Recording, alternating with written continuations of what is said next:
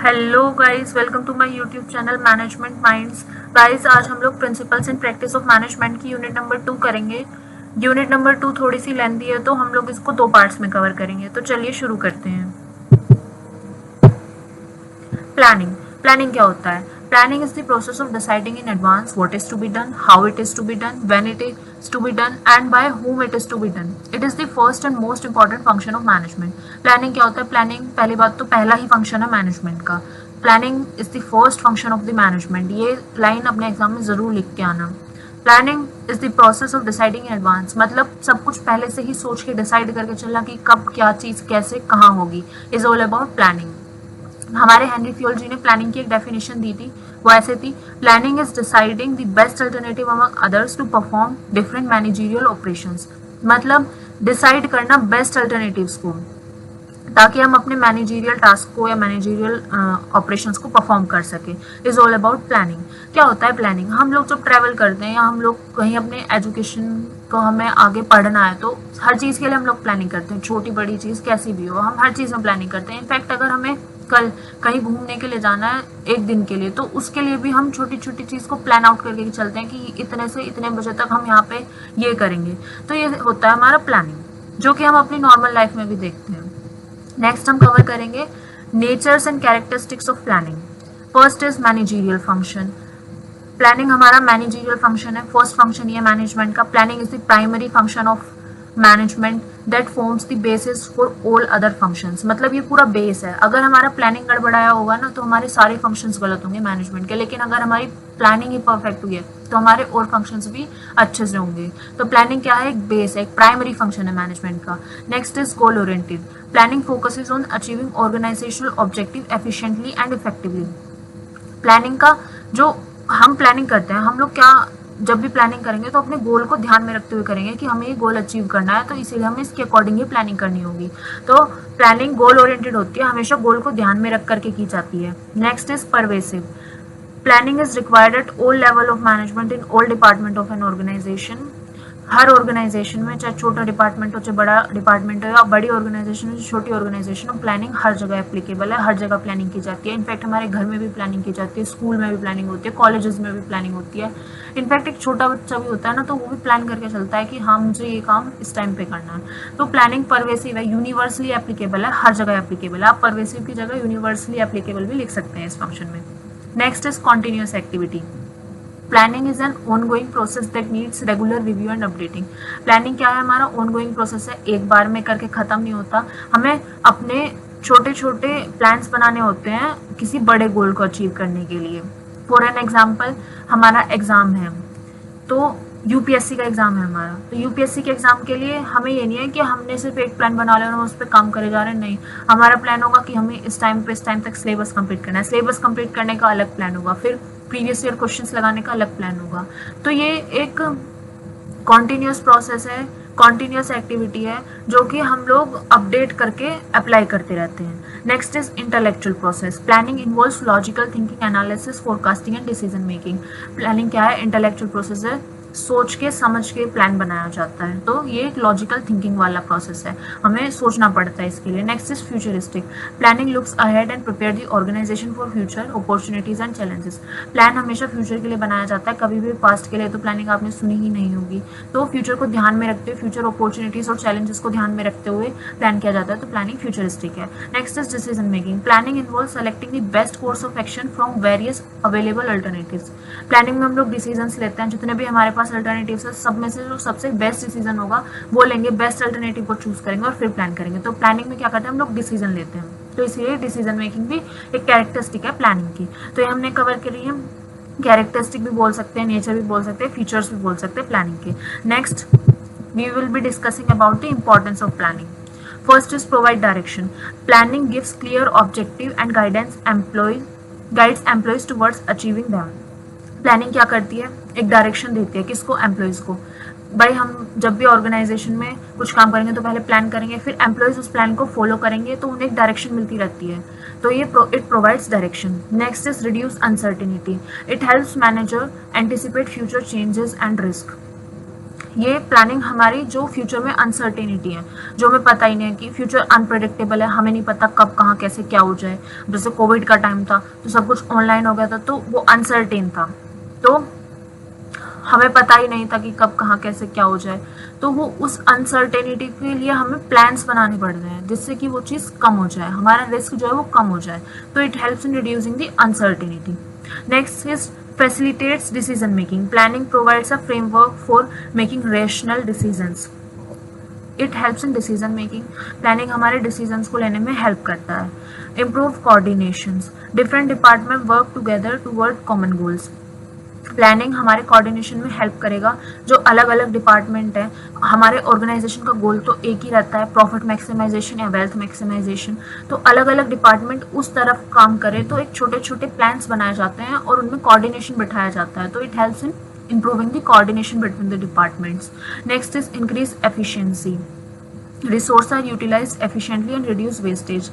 If we know before कि हमें क्या चीज़ कब कैसे कहाँ करनी है, तो हमारा टाइम भी वेस्ट नहीं होगा, हमारा रिसोर्सेज भी वेस्ट नहीं होंगे। तो it helps in improves the efficiency and reduce the wastage. Next is helps in controlling. Actual performance can be compared with plan targets. जो हमारी प्लानिंग है वो हमें हेल्प करती है एक्चुअल परफॉर्मेंस को मेज़र करने में, कंट्रोलिंग में हेल्प करती है। जो हमने प्लान बनाया था उसके अकॉर्डिंग हमारे एक्शंस हो पा रहे हैं नहीं हो पा रहे हैं, एम्प्लॉइज काम कर पा रहे हैं नहीं कर पा रहे हैं। तो परफॉर्मेंस मेजरमेंट में या कंट्रोलिंग में भी हमारी प्लानिंग हेल्प करती है। Next is encourage innovation. Managers think creatively to develop better methods and strategies. Manager जब भी प्लान बनाएगा तो वो सोचेगा कि किस तरीके से बेस्ट और एफिशिएंट वे में काम हो।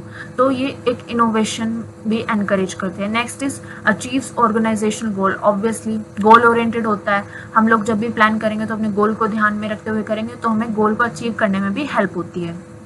Next we will be discussing about the limitations of planning. अब जहाँ पे हमारे कुछ फायदे होते हैं तो ऑब्वियसली वहाँ पे कुछ क्रिटिसिज्म या कुछ लिमिटेशंस भी होंगी। तो first is planning can not eliminate uncertainty. Planning से हम रिस्क कम कर सकते हैं लेकिन उसको खत्म नहीं कर सकते हैं। Future events are unpredictable, so plan में फेल। हमें नहीं पता कल क्या होगा, जैसे कि अब ईरान, इसराइल और अमेरिका की वॉर चल रही है, तो हमें नहीं पता, हमारा फ्यूचर बहुत ही अनसर्टेन है, कल क्या हो जाए। तो हम प्लानिंग से सिर्फ उस चीज़ को, रिस्क को थोड़ा कम कर सकते हैं लेकिन बिल्कुल हटा नहीं सकते हैं। Next is time consuming. Preparing detailed plans require consider time and efforts. Planning time consuming है obviously. हाई थिंकिंग लगेगी, सोच समझ के सब कुछ लेना, डिसीजंस लेने पड़ेंगे तो बहुत ज़्यादा टाइम लग जाता है। Costly process. Planning involves research, data collection and expert consultation. Planning जो है वो कॉस्टली प्रोसेस है, हमें बहुत सारे डेटा की ज़रूरत पड़ेगी, फैक्ट्स की ज़रूरत पड़ेगी हमें डिसीजन लेने से पहले। तो ये बहुत ही कॉस्टली प्रोसेस है। रिसर्च में टाइम और पैसा दोनों लगते हैं। Next is may create rigidity. Strict adherence to plans can reduce flexibility. क्या होता है, कभी कभी जैसा हमें प्लान में बता रखा है एम्प्लॉय को, वो वैसे ही काम करेगा, तो उससे क्या होगा, बहुत ज़्यादा रिजिडिटी आ जाती है। फ्लेक्सिबिलिटी जो है एम्प्लॉय की वो खत्म हो जाती है। वो एज पर प्लान काम करेगा तो कहीं ना कहीं उसके अंदर का जो एक इनोवेटिव माइंड है वो खत्म हो जाएगा, एक रिजिडिटी आ जाएगी। जैसा प्लान है बिल्कुल वैसे ही काम करेगा, फ्लेक्सिबिलिटी खत्म हो जाएगी। तो ये एक लिमिटेशन है प्लानिंग की। Depends on accurate information. Wrong forecast or incomplete information can lead to poor plans. भाई कभी कभी ऐसा होता है कि हमने गलत फोरकास्ट कर लिया, गलत एज्यूम कर लिया, क्योंकि प्लानिंग एजम्पशन पर ही बेस्ड होती है। कोई ऐसा तो है नहीं कि बिल्कुल एक्यूरेट ही हो सकता है गलत हो जाए, तो उसकी वजह से हमारा पूरा प्रोसेस ही खराब हो जाता है और उसकी वजह से हमारे लॉस के चांसेस भी बढ़ जाते हैं। Next is resistance to change. Employees may oppose new plans and procedure. ऐसा हो सकता है कि हमारे एम्प्लॉयज नए प्लान को अपोज करें, वो उस चीज़ में फिट ना बैठ पाएँ या उस प्रोसीजर में वो फॉलो ना कर पाएँ। Next is not a guarantee of success. Even the best plans may fail due to unforeseen circumstances. कभी कभी ऐसा होता है कि जो हमने प्लान करा है वो फेल हो जाए, ज़रूरी नहीं है सक्सेस ही मिले हमें, कभी कभी अच्छे प्लान्स भी फेल हो जाते हैं। तो नॉट अ गारंटी, कोई प्लानिंग कोई गारंटी नहीं देती है सक्सेस की, तो ये भी एक लिमिटेशन है। Next is limits creativity in some case. Excessive planning में डिस्करेज इनोवेटिव थिंकिंग। जब हम बहुत ज़्यादा प्लानिंग प्लॉटिंग करके चलते हैं ना, तो कभी कभी हमारी क्रिएटिविटी खत्म हो जाती है, हमारे एम्प्लॉयज की क्रिएटिविटी खत्म हो जाती है, क्योंकि वो कुछ नया सोचते ही नहीं है। जो भी हमारा सब कुछ प्री प्लान है उसके अकॉर्डिंग चलेंगे, तो उससे हमारी जो क्रिएटिविटी है, क्रिएटिव माइंड है, वो खत्म हो जाता है। तो ये हमारी लिमिटेशंस थी प्लानिंग की। Now we will be discussing about the types of plan. First is a strategic plan. A strategic plan is a long-term plan prepared by the top management to achieve the overall goals and vision of the organisation. Strategic plan जो होते हैं वो long term plan होते हैं basically, जो कि top level management के through बनाए जाते हैं ऑर्गेनाइजेशन के ओवरऑल गोल को अचीव करने के लिए. इसके फीचर्स की अगर हम बात करें तो long term in nature 3 to 5 years के लिए बनाए जाते हैं, 3 या 5 साल से ज़्यादा के लिए बनाए जाते हैं. Prepared by the top level management. Strategic plan top level management के थ्रू बनाए जाते हैं. इसमें लोअर या मिडिल लेवल का कोई काम नहीं होता. बेसिकली CEO जो होते हैं वो बनाते हैं. Focus on overall organisational growth. इसका जो मेनली फोकस रहता है वो ओवरऑल ऑर्गेनाइजेशनल ग्रोथ की तरफ रहता है. Provide direction to the entire organisation. जो स्ट्रेटेजिक प्लान्स होते हैं वो पूरी ऑर्गेनाइजेशन के लिए बनाए जाते हैं, तो पूरी ऑर्गेनाइजेशन को वो डायरेक्शन प्रोवाइड करते हैं कि किस तरफ काम करना है.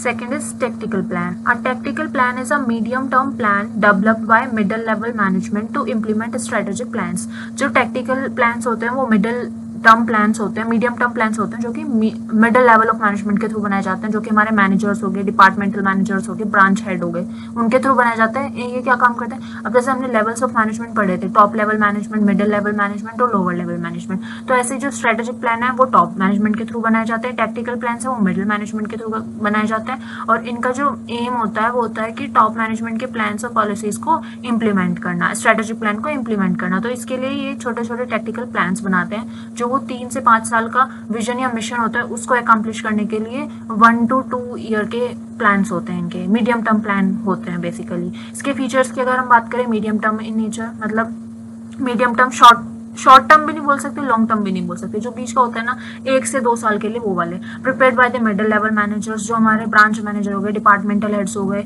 Like HR manager, finance manager, उनके थ्रू बनाए जाते हैं. Focus on departmental objective. इनका जो मेन फोकस होता है वो डिपार्टमेंट के ऑब्जेक्टिव को कंप्लीट कराना होता है, ऑब्जेक्टिव को अचीव करना होता है. Support strategic goals. ये सपोर्ट करते हैं हमारे स्ट्रेटेजिक ओवरऑल गोल को अचीव करने के लिए, जो टॉप मैनेजमेंट के थ्रू बनाया गया है. Next we will be discussing about the operational plan.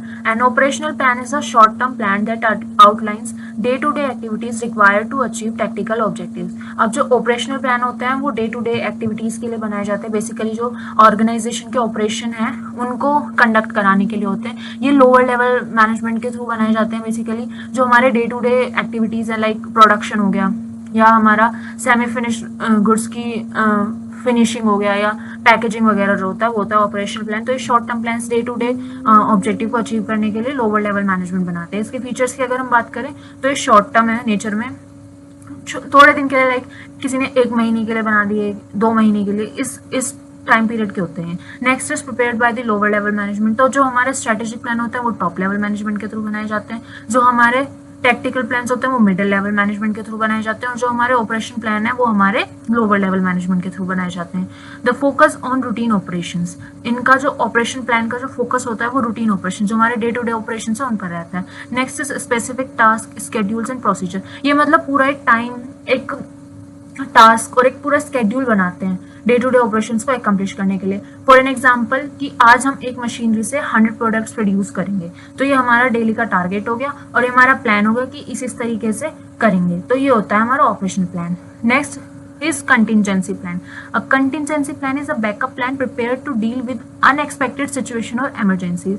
For an example, बाढ़ आ गई तो उससे उस टाइम पे प्रोडक्ट की डिमांड है हमारी कंपनी के, लेकिन बाढ़ आ गई तो हमारा जो ऑपरेशंस हैं, जो डे टू डे एक्टिविटीज हैं वो बंद हो गई. तो उस चीज से बचने के लिए हम एक कॉन्टिजेंसी प्लान बनाएंगे वेयर हाउसिंग का. हमने एक वेयर हाउस एस्टेब्लिश कर दिया और उसमें हमारे प्रोडक्ट्स स्टोर करके रख लिए, क्योंकि रेनी सीजन में बेसिकली बाढ़ आएगी, तो उस टाइम पीरियड के लिए हम वो स्टोर्ड प्रोडक्ट सेल आउट करेंगे. तो ये हो गया हमारा कंटिजेंसी प्लान. एक जस्ट एग्जांपल था. If we talk about the features of contingency plan, first is prepare for unforeseen events. हमें नहीं पता कि कब क्या हो जाए, हमें नहीं पता कि क्या सीन है आगे, बारिश आ रही है या फिर हमारी एकदम से पावर कट हो जाए या कुछ भी ऐसा इवेंट जो हमें जिसका अंदाजा ना हो, तो उसके लिए एक बैकअप प्लान बना करके चलना. Help minimising risk and losses. इससे क्या होता है, हमें हेल्प मिलती है मिनिमाइज करने में रिस्क और लॉसेस का. कंटिजेंसी प्लान जो हम बेसिकली बनाते हैं वो एक बैकअप प्लान की तरह होता है, और इसमें आप लोग कंटिजेंसी प्लान में कुछ भी एक एग्जांपल फिट कर सकते हैं, जैसे मैंने आपको दिया है ऐसे. Next will ensure business continuity. Contingency plan से क्या होता है, हमारे बिजनेस कॉन्टिन्यूसली चलता रहता है, कोई स्टॉपेज नहीं आता, जैसे मैंने अभी आपको वेयर हाउस का एग्जांपल दिया। Next is provides alternative course of actions, हमारे पास नंबर ऑफ ऑप्शंस अवेलेबल होते हैं कि एक नहीं तो दूसरा हम अप्लाई कर देंगे। Next is standing plan.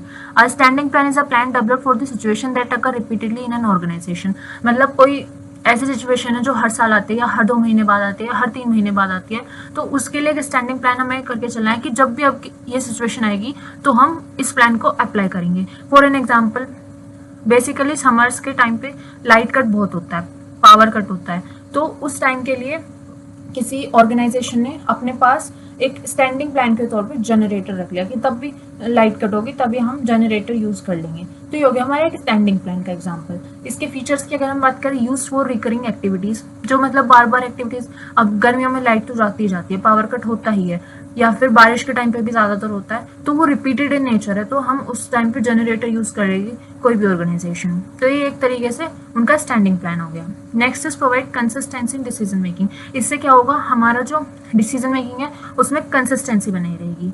Next is save times and effort, obviously जब हमारा स्टैंडिंग प्लान रहेगा साथ में, अब हमारी पावर कट हो चुकी है तो हमारी ऑर्गेनाइजेशन में जो वर्कर्स हैं उनका टाइम भी वेस्ट हो रहा है और उनके एफर्ट्स भी वेस्ट हो रहे हैं, तो उस चीज से बचने के लिए हमने स्टैंडिंग प्लान के रखा जनरेटर, तो हमारा टाइम भी सेव होगा और एफर्ट्स भी बचे रहेंगे।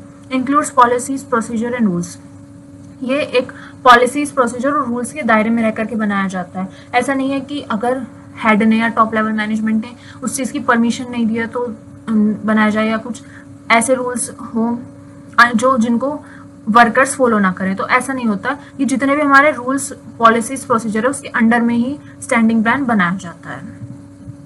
Next we will be discussing about the process of planning. So process of planning का फर्स्ट प्रोसेस का स्टेप होता है setting objective. The first step is to define the goals और objective that the organization wants to achieve, मतलब objective set करना। Plan हम करेंगे तो हमारा पहले ऑब्जेक्टिव ही तो सेट होगा, और सबसे पहला काम होगा वो होगा ऑब्जेक्टिव सेट करने का कि हमें क्या अचीव करना है और उसके लिए क्या क्या स्टेप्स हम ले सकते हैं। तो पहला होता है हमारा ऑब्जेक्टिव सेट करना। Objective provides direction to all plan activities, objective हमें डायरेक्शन प्रोवाइड करेगा कि हमें कैसे कैसे चलना है। Next is developing planning premises. Planning premises are the assumptions about future condition, हमें नहीं पता फ्यूचर में क्या होगा, तो हम कुछ अजम्पशंस लेके चलेंगे कि ये भी हो सकता है, ये भी हो सकता है, ये भी हो सकता है। फॉर एन एग्जांपल, महंगाई भी बढ़ सकती है, सस्ता भी हो सकता है, बाढ़ भी आ सकती है, लाइट कट भी हो सकती है, वॉर की वजह से बहुत ज्यादा भुखमरी भी आ सकती है। तो हम सारे ही प्रीमाइसेस, असम्पशंस को अज्यूम करके चलेंगे और उस बेसिस पे प्लानिंग करेंगे। Next is identifying alternative course of action. Different possible ways to achieve the objectives are identified, मतलब किन किन तरीकों से हम लोग अपने ऑब्जेक्टिव को अचीव कर सकते हैं, कितने हमारे पास ऑप्शंस हैं।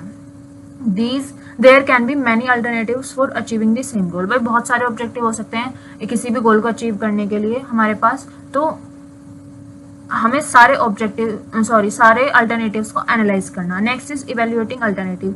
Each alternative is carefully analyse in terms of cost, benefits, risk and feasibility, मतलब हमें सारे अल्टरनेटिव्स को, जितने भी हमारे पास अल्टरनेटिव्स हैं उन सबको अच्छे से इवेल्युएट करना, एनालाइज करना, किससे हमारा फायदा होगा, किससे हमारा नुकसान होगा, कौन ज्यादा बेनिफिशियल है और कौन सा अल्टरनेटिव हमारे लिए कम बेनिफिशियल है या कौन सा हमारे लिए रिस्की हो सकता है। Next is selecting the best alternative, जो सबसे ही सूटेबल अल्टरनेटिव है सारी सिचुएशंस को ध्यान में रखते हुए उसको सेलेक्ट करना। Next is formulating supporting plan, means एक तरीके से बैकअप प्लान लेकर के चलना, या फिर छोटे छोटे प्लान्स बनाना कि supporting plan such as budget policies, schedules and procedure are prepared to support that plan या to support that alternative that we choose.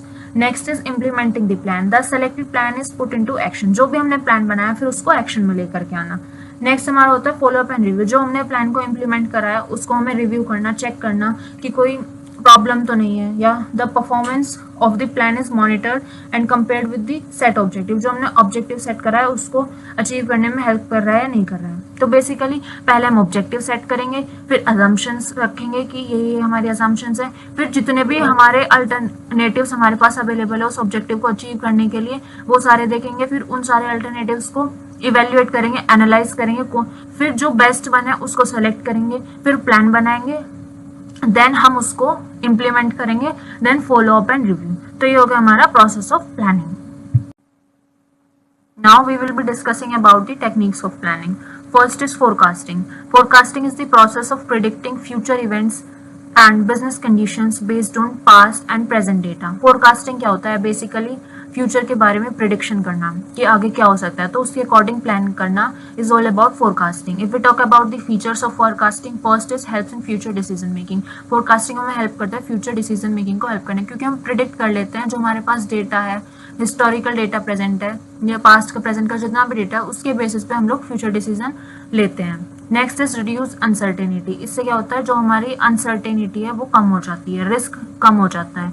Use historical data and trends. जितना भी हमारा हिस्टोरिकल डेटा है वो हम यूज करेंगे। फॉर एन एग्जांपल, पिछले 5 साल से इन्फ्लेशन इंक्रीज हो रहा है एक सर्टेन परसेंटेज से, तो हम उसी को एज्यूम करके कि आगे भी इतना ही इंक्रीज होगा, तो उस बेसिस पे डिसीजन लेंगे। नेक्स्ट हमारी टेक्निक होती है बजटिंग। अब budget is a financial plan that estimates future income, expenses and resource allocation. Budgeting तो ऑब्वियसली ये वाली प्लानिंग की टेक्निक तो हमारे घरों में भी यूज होती है। मम्मी हर महीने आपको, हर एक बच्चे को एक अमाउंट ऑफ मनी प्रोवाइड करते हैं कि आपको इसी के अंडर में अपनी सारी एक्टिविटीज आने वाली प्लान करनी है। तो बेसिकली बजटिंग एक प्लान होता है, फाइनेंशियल प्लानिंग होती है बेसिकली कि हमें कितना कहाँ पर क्या चीज़ खर्च करनी है।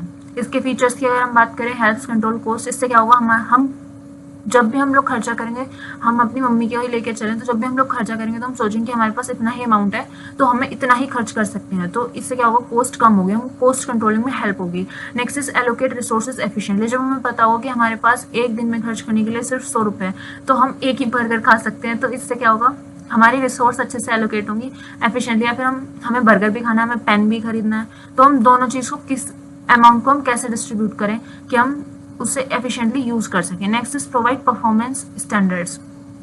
एक स्टैंडर्ड सेट करना किसके लिए, परफॉर्मेंस के लिए, इसमें भी हेल्प करता है ये।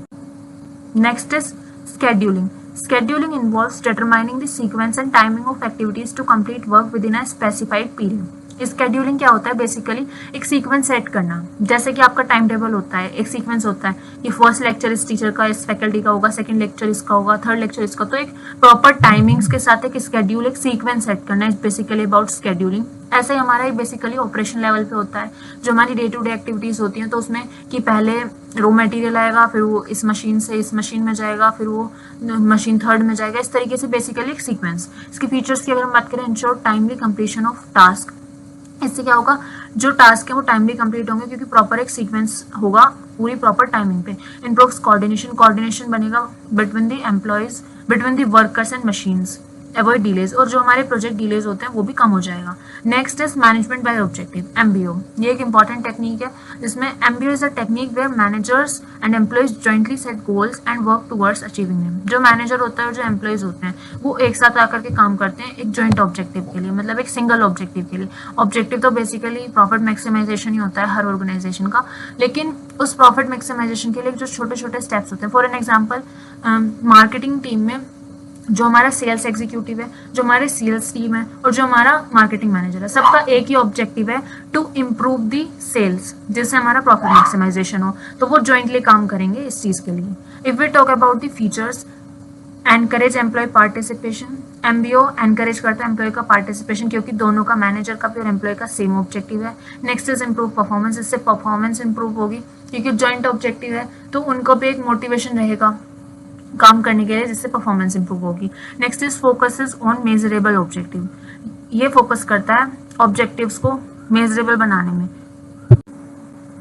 फोकसेस ऑन मेजरेबल ऑब्जेक्टिव की अगर हम एग्जांपल लें कि हमें सेल्स बढ़ानी है, तो ये हो गया हमारा ऑब्जेक्टिव, लेकिन हमें 15% से सेल्स इंक्रीज करनी है नेक्स्ट 6 मंथ, तो ये हो गया हमारा मेजरेबल ऑब्जेक्टिव। अब वो 10% से बढ़े, 12 से बढ़े या 20 से बढ़े, तो हम इसको मेजर कर पाएंगे अपने ऑब्जेक्टिव के साथ कि हाँ हमारी जो सेल्स है वो कितनी इंक्रीज हुई है।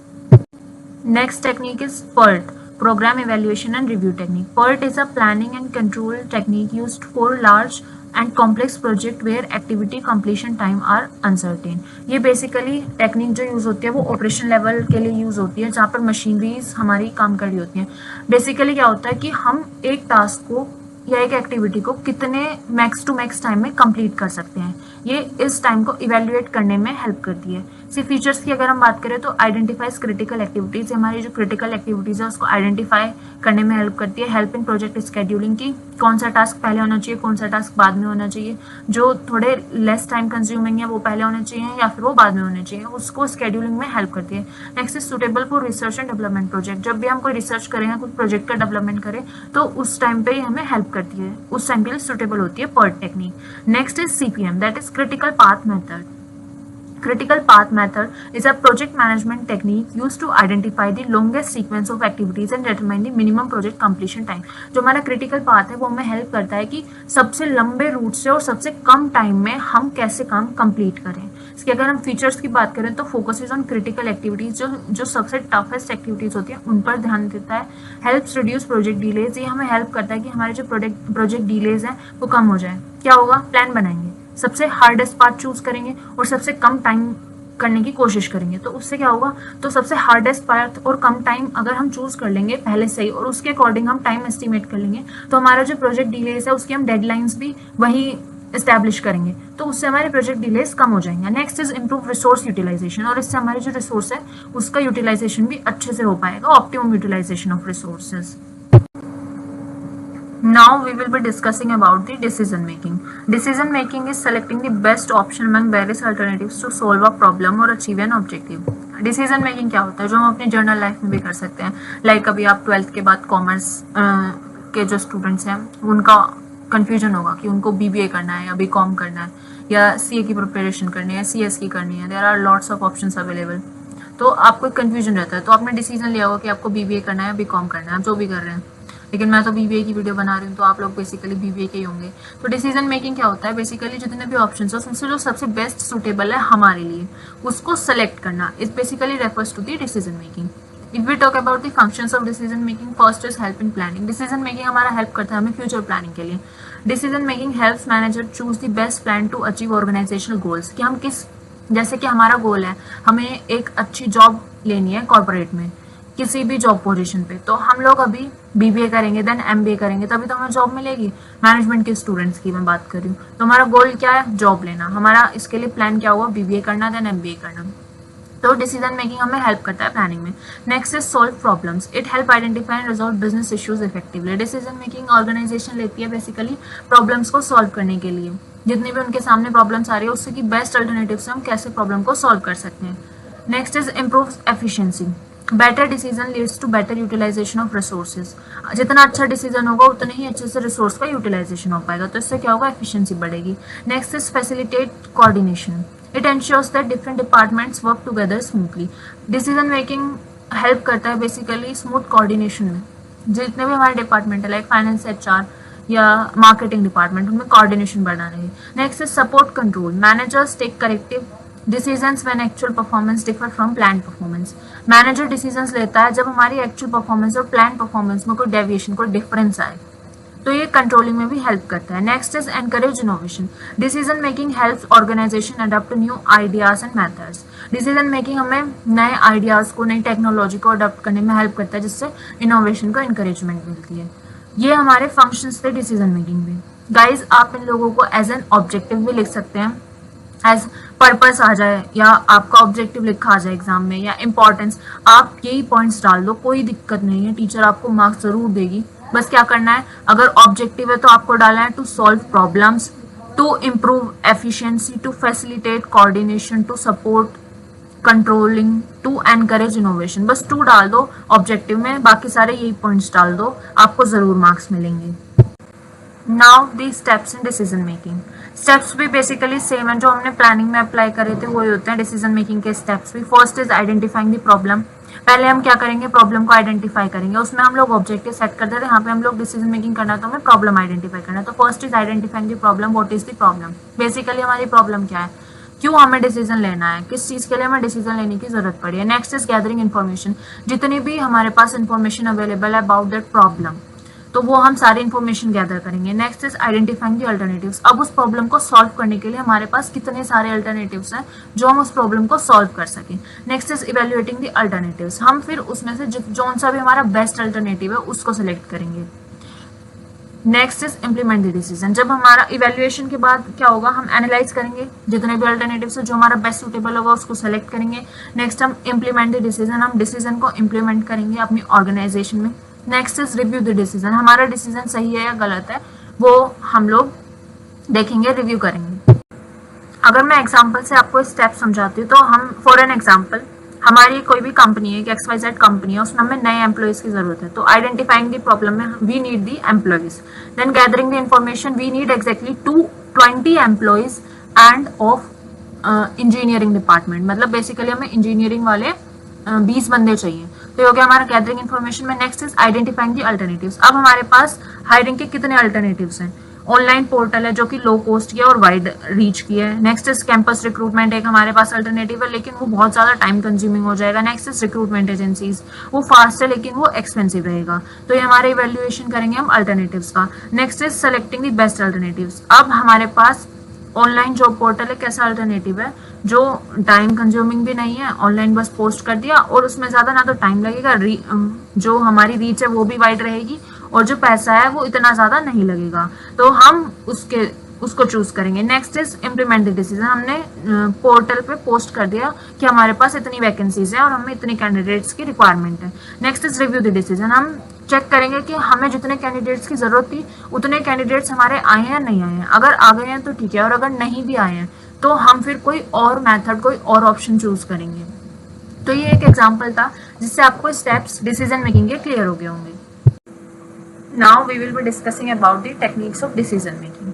तो हमारी ये कुछ टेक्निक्स हैं डिसीजन मेकिंग की जो हम बेसिकली अपने एग्जाम में लिख सकते हैं। First is brainstorming. Brainstorming is a technique in which a group of people gather and generate as many ideas as possible to solve a problem. मतलब एक ग्रुप ऑफ पीपल एक साथ बैठते हैं, डिस्कस करते हैं अबाउट द प्रॉब्लम और सोचते हैं उसके सॉल्यूशंस को। For an example, a company team discuss different ways to increase product sales and everyone share their ideas freely. मतलब एक group of people are sitting together and to increase the sales of the company and they are discussing about how to increase the sales. सब अपने अपने ideas रख रहे हैं, opinions रख रहे हैं. Next is cost benefit analysis.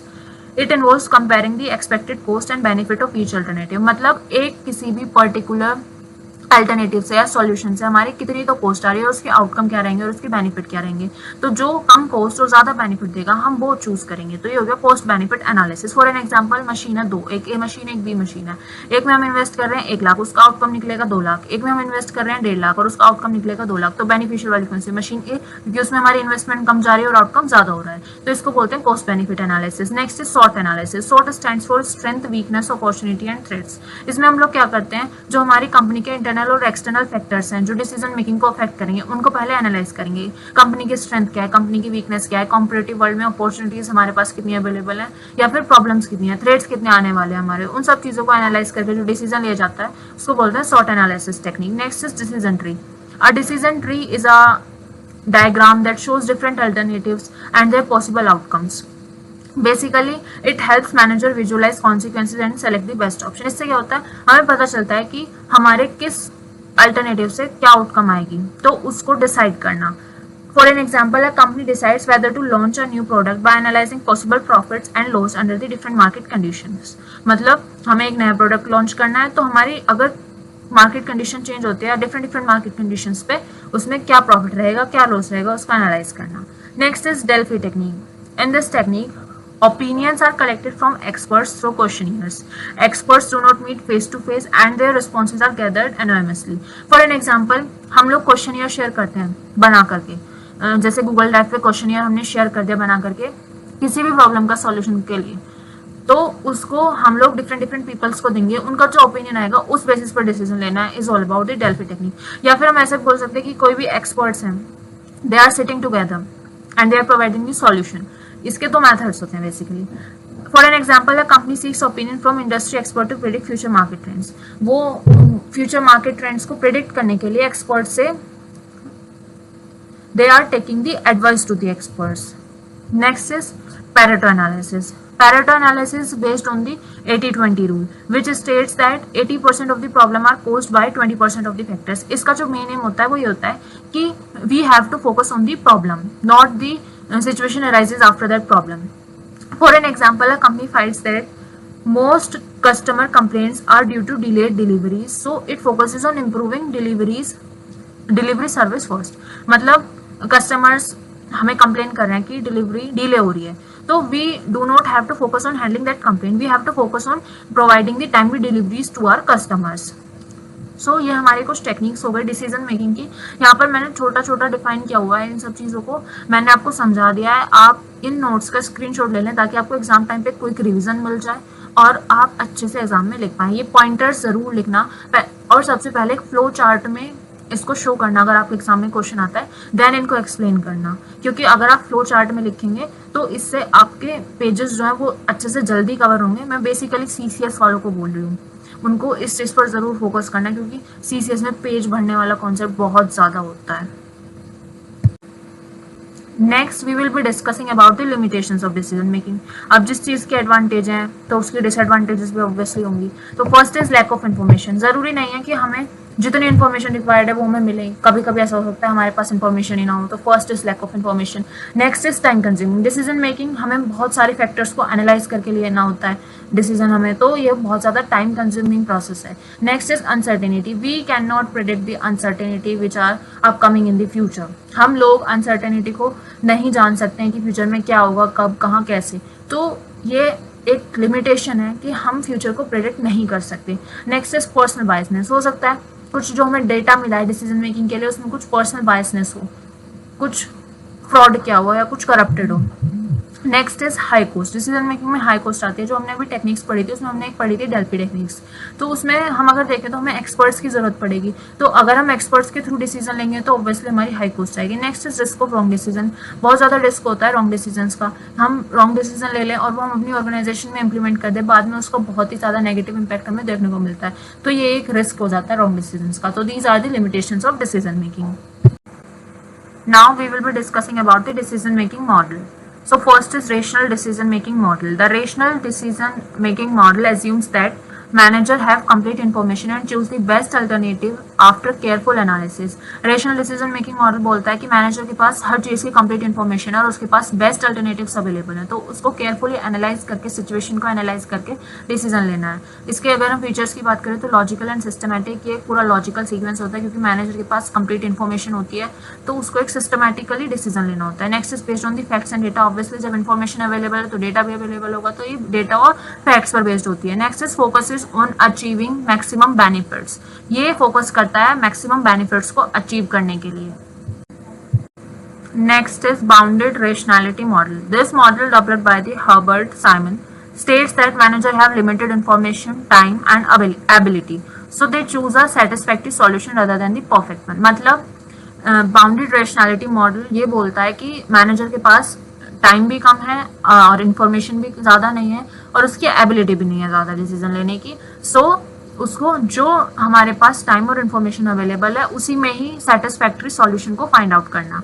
इसके अगर हम फीचर्स की बात करें तो हमारे पास इन्फॉर्मेशन भी लिमिटेड है. We have limited information, we don't have so much time. Next is focus is on the satisfactory decision, और हमें उसी टाइम उसी सिचुएशन और इन्फॉर्मेशन के बेसिस पे बेस्ट डिसीजन फाइंड आउट करना है.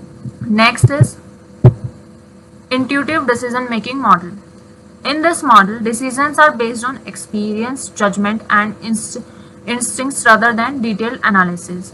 Intuitive decision making में क्या होता है, intuition based decision लेना है, experience के basis पे decision लेना है. If we talk about the features of intuitive decision making model, first is fast decision making. इसमें हम लोग जो decision making है वो fast करते हैं. हमें सिर्फ अपने experience और intuition के बेस पे decision लेना है जो हमारे में past में हमारे साथ हुआ उस बेसिस पे.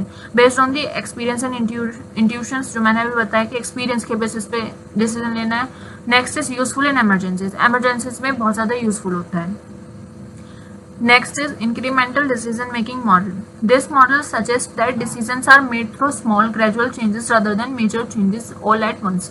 इंक्रीमेंटल मॉडल ये बोलता है कि हमें स्मॉली ग्रेजुअली चेंज करने चाहिए डिसीजंस में rather than change at all once. मतलब एकदम से बहुत ही बड़ा डिसीजन नहीं लेना चाहिए, स्मॉल स्मॉल स्टेप्स के थ्रू एक बड़े डिसीजन की तरफ जाना चाहिए. इसके अगर हम फीचर्स की बात करें तो step by step approach, basically step by step चलना चाहिए. Next is lower risk. इसमें क्या होगा, रिस्क भी कम होगा अगर हम ग्रेजुअली डिसीजन लेंगे.